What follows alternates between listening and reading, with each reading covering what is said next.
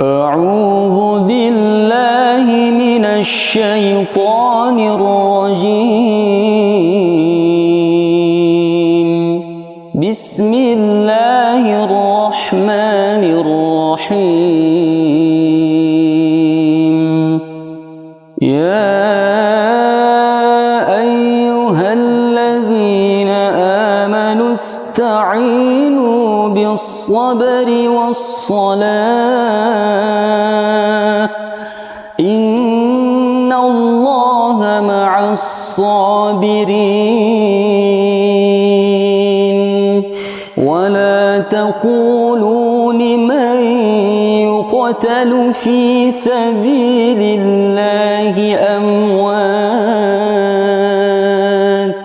بل أحياء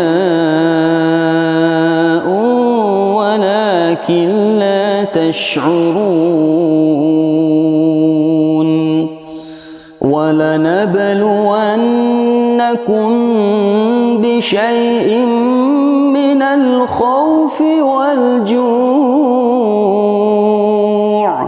والجوع ونقص من الأموال والأنفس والثمرات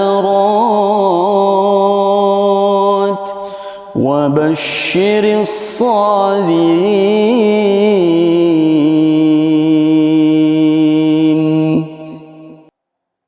صدق الله.